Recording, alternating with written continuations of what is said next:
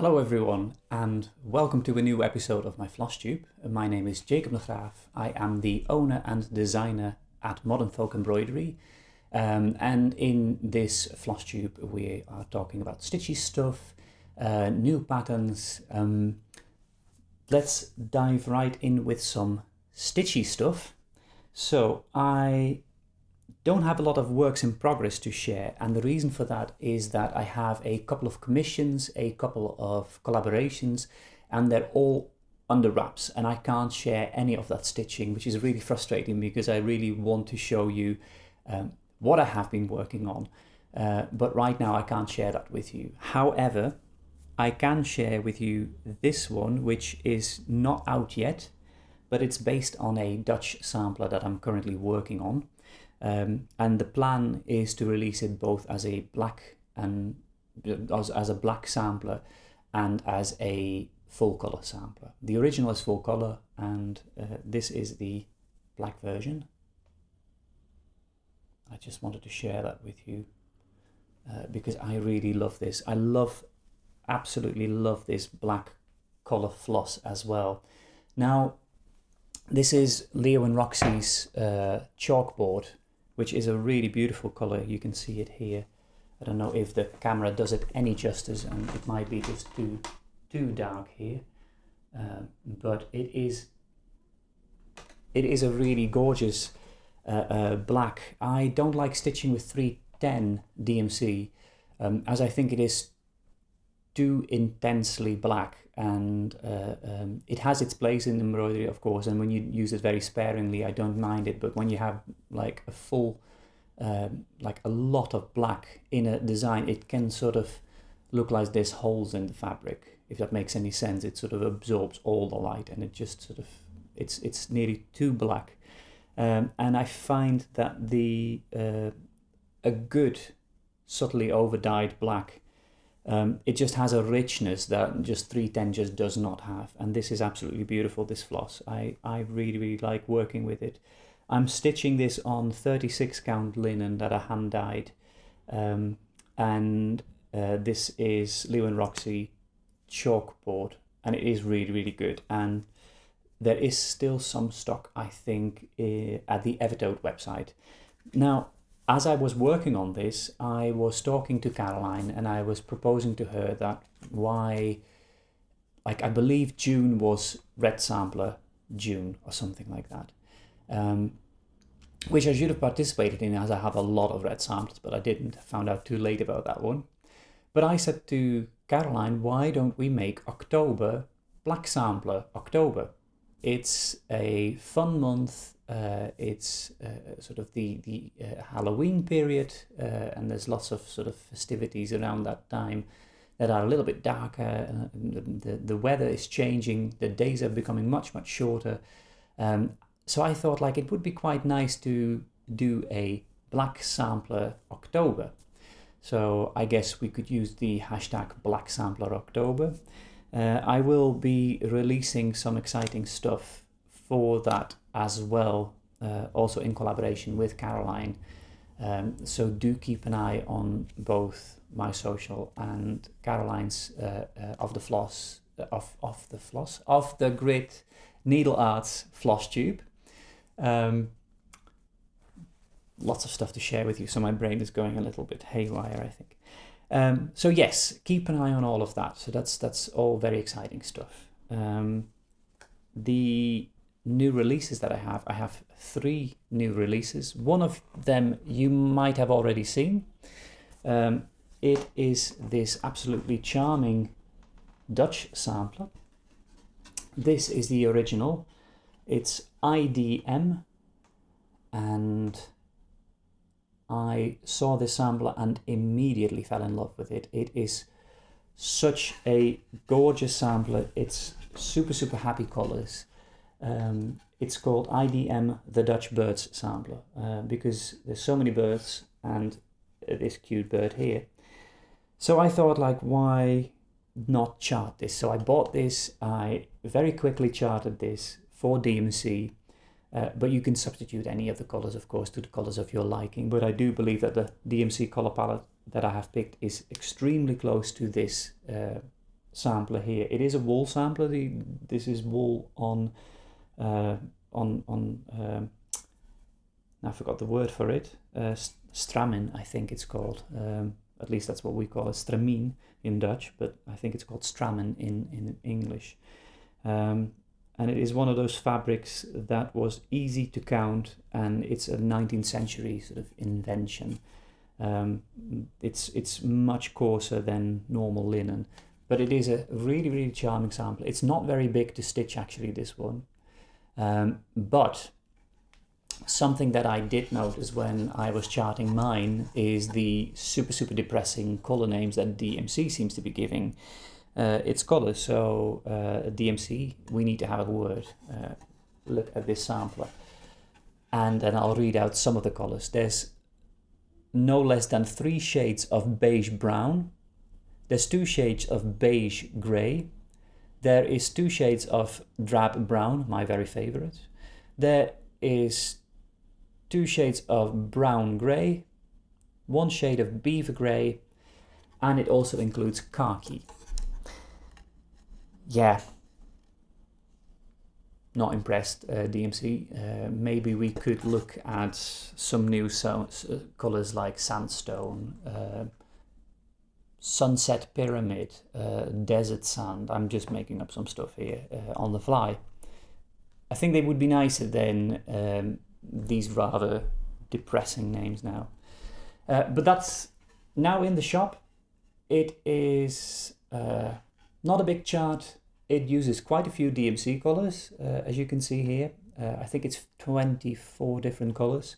But like I said, you can substitute them for anything you like. For instance, this color here, this is the only color of color of this color in this whole chart. So it's, I believe, 24 stitches.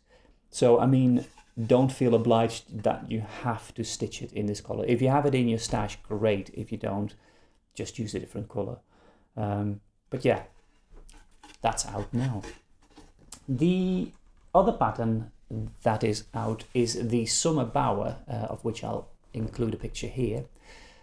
Summer Bower was designed for Kate from Lakeside Needlecraft.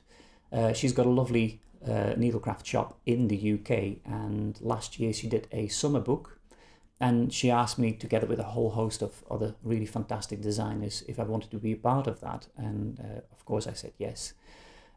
So I designed this little monochrome pattern. The color I picked for her was red, but you can stitch it literally in any color you like. It is a little sweet pattern. It's not very big. I'll just quickly look up the size of that for you. It is 75 crosses high and 65 crosses wide, and it has a total of 1571 crosses. So it's a fairly quick stitch. And I mean, if you would stitch this on 32 count linen, for instance, you'd be looking at about 4 1/8 inch by 4 3/4 inch, or 10.5 centimeters by 12 centimeters. So it's a small little compact design, but it's a fun little stitch, I think. So the final release that we have is Rococos Penguins. Now, this one, I'm very excited about this one. It is a collaboration again with Caroline from Off the Grid Needle Arts, www.evertote.com. You can buy this chart in print with the required floss from her website. Just be aware that there is a limited amount of stock right now, and you have to pre-order basically the print pattern and the floss, but I believe in August those will be shipped. But you can find all the details on www.evertote.com, and just make sure to follow Caroline's socials as well, which I will link all in the drop down here below. So Rococos Penguins was a pattern that came about after a customer asked me if I could design a pattern that had a certain text and had penguins.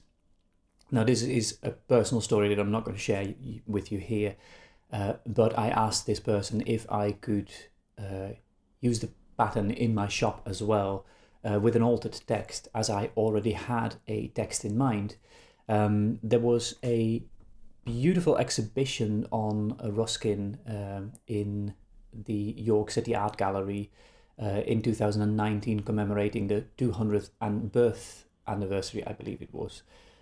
Yes, because he was 18, 19, he was born, yeah. Sorry, I had to do a bit of maths there. So I saw the exhibition, and I had always really liked Ruskin as a person, as a writer.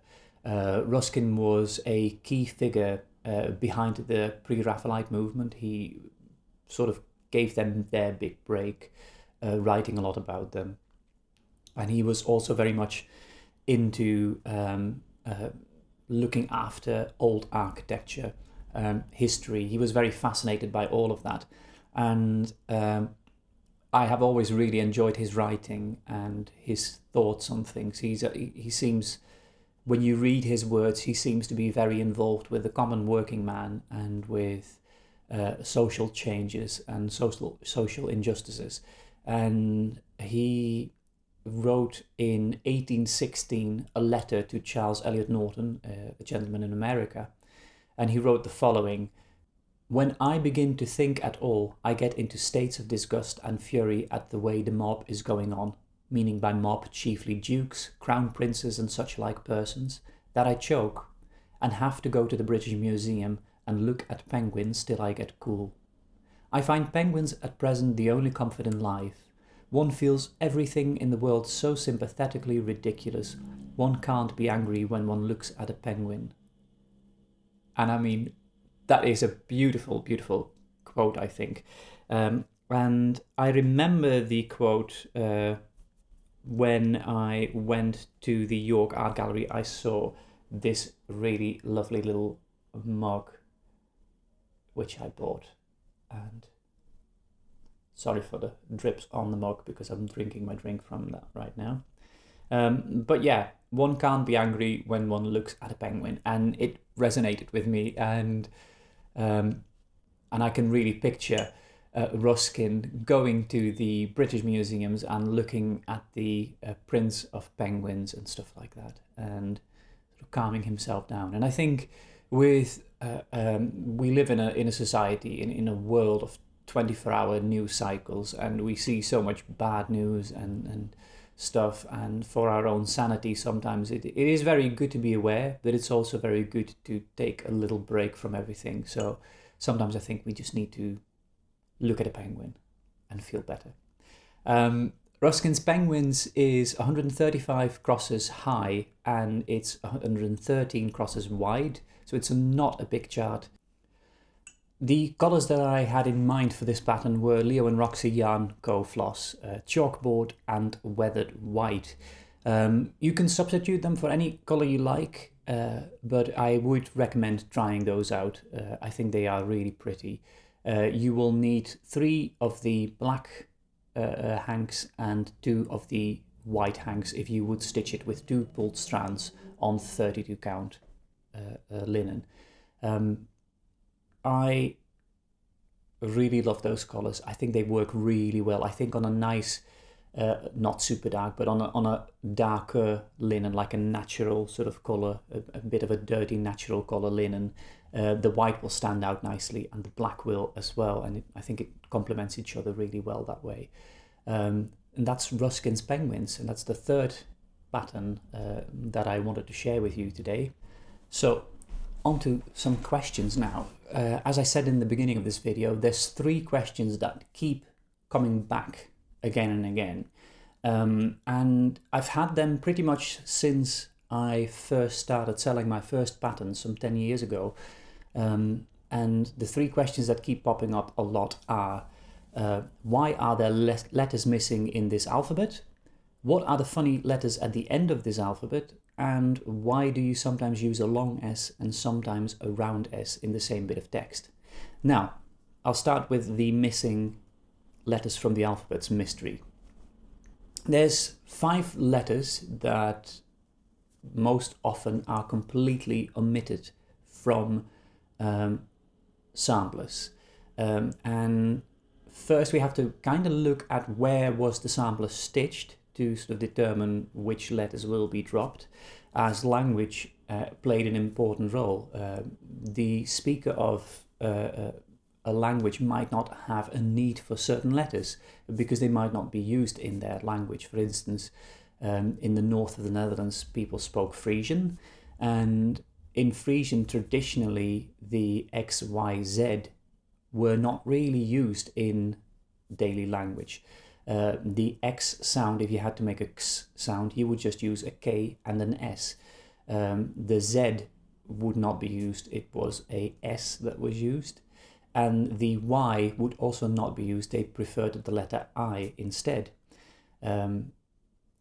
Later on, spellings change, and you do see that the Y is being used more commonly. But yeah, it's one of those little quirks that they didn't seem to be needing that a lot, so they just dropped the X, Y, Z very often from Frisian samplers. The other letter that is missing very often is the letter J, and this is an international phenomenon. The letter J was added fairly late to the alphabet as a letter where in the 15th century it became more common to use a J. Before that, when you see Latin inscriptions, the Latin alphabet basically has the I and uses the I for both the I and the J. You will sort of see that when you write a capital J, a capital I in handwriting, it looks like a J. It has that sort of swish right at the back, at the bottom, which sort of became the J over time. So it was quite tricky for a lot of designers as well to sort of make that distinction between the I and the J, and it was kind of understood that they were the same letter that you could interchangeably use. This habit, however, seems to have lasted much, much longer in the Netherlands on Dutch samplers, where the J was simply not used until quite far into the 19th century, and I even have 20th century samplers that do not use the J, even though it was already on the curriculum, everyone was using it, but somehow on samplers, girls still did not stitch it. In England, we do see the J stitched much more often, but sometimes on very early samplers, the J is missing as well. And the last letter that's often missing on samplers is the U, and sometimes the W, and as the name suggests, W is just two U's together. So they might sometimes drop that one as well. But the U would often not be stitched because they would use a V instead. And you might think like it's a completely different letter. One is a vowel, one is a consonant. But when you look at very old texts, like when you see the name Julius Caesar, it's with an I, Julius, E, then a V for the U.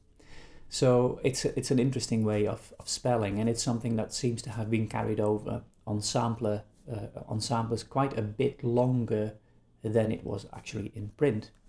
There's some examples here. I will insert pictures here.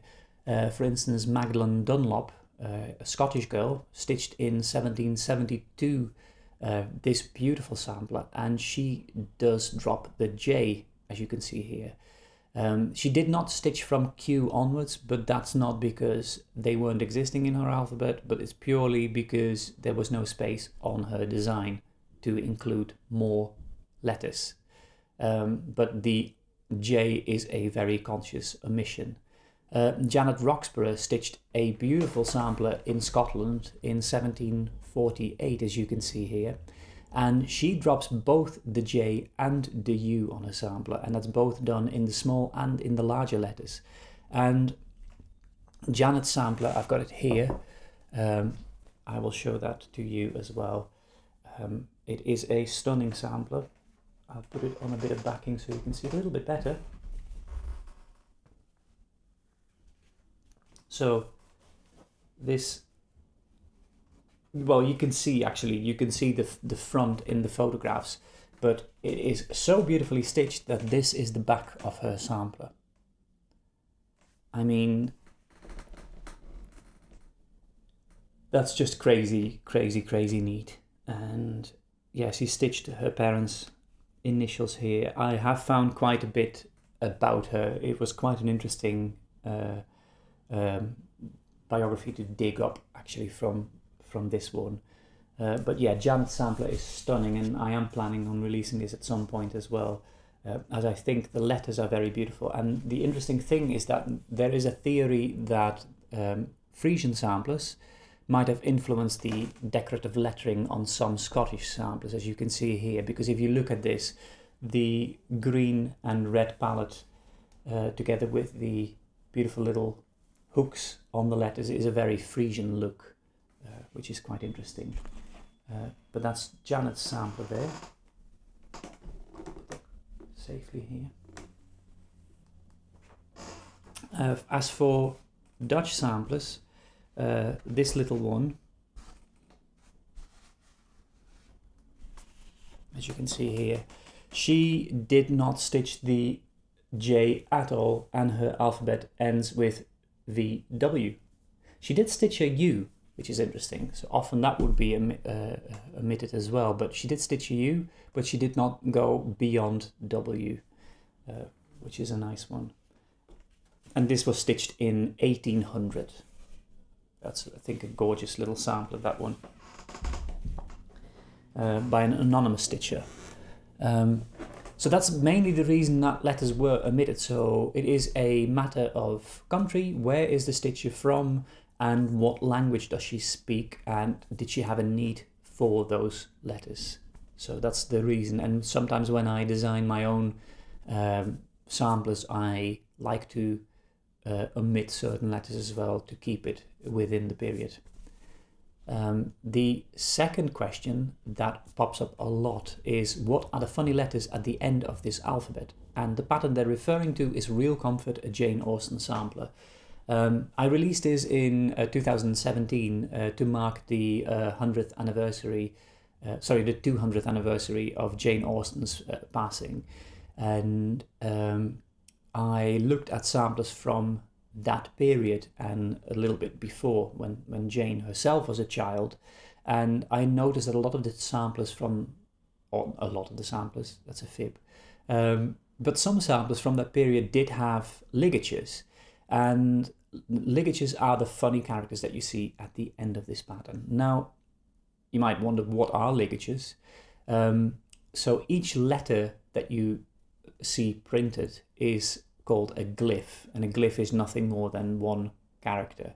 When you set texts in, like they used to, in little wooden letters, and later in little lead letters, you would have a huge box, and all of the letters would be in it of the alphabet, and you would have to pick each letter to set them with leaden spacing to make printable text, which was a enormously labor-intense process. I have done it myself when I was studying. I set some texts, and it was really exciting to do, but it took a very, very long time. It was very tricky to do as well, as some letters are very hard to distinguish. The letter U and the letter N, for instance, upside down, look nearly identical, but they are slightly different.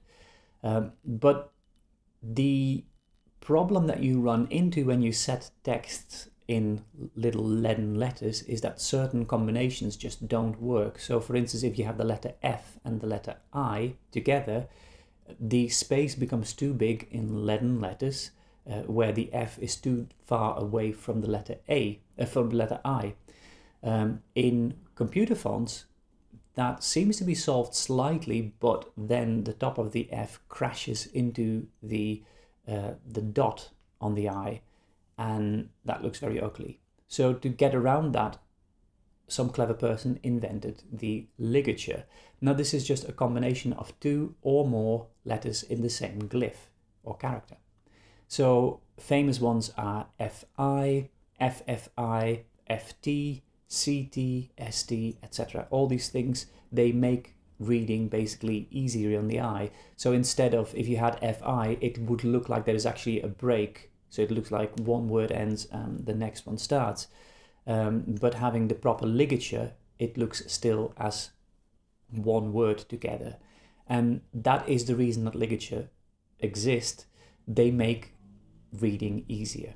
And there are some beautiful examples of earlier samplers where they actually used ligatures.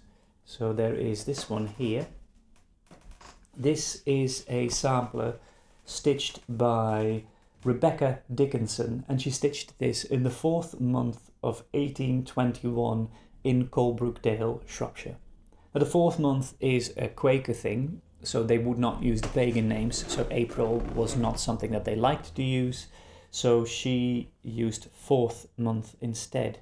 And it is a Quaker sampler. I know a fair bit about her. Sadly, she died very, very young, before her 18th birthday. She passed away in 1828, I believe it was, in August, which is very sad. But Rebecca did stitch on her sampler ligatures. So she did capital ligatures, so A, B, A, D, A, E, A, F, A, H, A, K, A, L, and A, N. And they were just sort of decorative ligatures.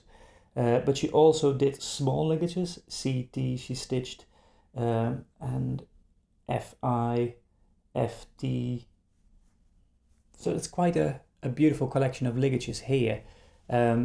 She wasn't the only one that I found in my personal collection of samplers. I also found this beautiful example, and this one I need to be very careful like this. There.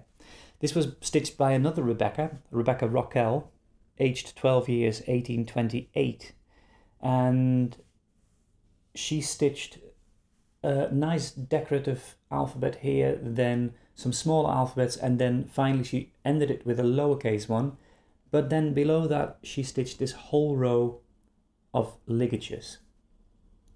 And this is an absolutely stunning sampler, I think. I'm absolutely in love with both the colors and the little house that she has here, and the birds. It's just a superb album, and this one is on my list to do as well, but there are so many that I can't make any promises when that will be. And this brings us to the last question. Why do you sometimes use a long S and sometimes a round S in the same bit of text? Now, this is a question that has popped up more recently, and it came up especially after I released Rule of Life, a Quaker-inspired design, as you can see in the inserted image here. And it has a text that says, "Bestow your alms whene'er you see an object in necessity." And people were confused why there is a long S in bestow, but not in alms. So there's a couple of rules that are standard, and these rules seem to have changed over time as well. But Andrew West has a very interesting article that I will link to in the drop down below as well, so you can read all about that. It's a PDF, and on the second page you will see the rules after quite an interesting introduction. He writes on the long S and the round S in English. And in short, the rules are as such that you always use a long S except at the end of a word, and sometimes in the middle of a word you also have to use a round S. Before you use an apostrophe, such as in used or closed, then you would use a short or round S. The round S is also used before and after the letter F. So, for instance, the word offset would be offset with a round S, as is satisfaction is also spelled with a round S before the letter F. There's a whole bunch of other rules and exceptions, but in the little Rule of Life text, which I adapted literally from the book from the 18th century, the rules are very clear, and it was in the middle and in the beginning of the words you would use the long S, at the end of a word you use the round S. When you have a capital S, it's always the round S, because there's no capitalized version of a long S. So that's something to keep in mind. There's a couple of beautiful examples of the round S and the long S being used. This is a sampler by Mary Ann Marin, who stitched this and finished it in August 28th, 1795, and the colours are stunning. It's a really beautiful golden ochre she used with some greens, whites and blues. But for instance, you can see here very clearly illustrated the word miseries. The long S is used in the middle of the word, the short S or round S at the end of it. There is a couple of more samples that I have. Mary Wyriad, the sample that I have charted, which is in my shop, of which I include an image here. You can also clearly see that that sampler has the long and short as used according to those rules as well, as does a beautiful sampler by Magdalen Dunlop, which I showed earlier. That one also does have the long and short S as it's supposed to be used. And that brings us to the end of today's video. I hope that the 3 questions with regards to letters on samplers, even though I think in a previous video I briefly talked about missing letters as well, but I thought I'd combine it all in one video today. Hope it has been a little bit enlightening for you, and that you enjoyed seeing some of the antique samplers in my collection that haven't been charted yet. Just to let you know that all the links of all of the patterns are linked in the drop down today. Make sure to check the links out and check out the Evertote website as well. Just keep in mind that Evertote is a business in Canada, so all prices are listed in Canadian dollars. So when you go to it and you see the dollar thing, that's Canadian dollars. That's the standard price that it is set to. Caroline's website has a lovely feature in the upper right hand corner where you can click on it and you change the prices to your own personal currency, which is a really nice touch, I think. So you have a better idea of what the prices are. But some products, I think in Canadian dollars it's something is $35. I think in US dollars it's only $29, which is quite a difference in price. So do keep that in mind. I think that was everything I needed to share with you today. Today I was meant to include Dorothee's chat that I had a couple of months ago, and this was the second video that it was supposed to go in, but it just became too long, so I'm going to release that in a couple of days on its own to do it justice, because it is a really lovely chat and I really do want you to also be able to go back to, if you ever wanted to, without having to plow through all of this stuff today. If you have any questions, just let me know them in the comments below. Give it a little like if you enjoyed it today, and don't forget to hit subscribe as well. For now, stay safe, take care of yourself and of each other, and I will hope to see you very soon again. Bye bye.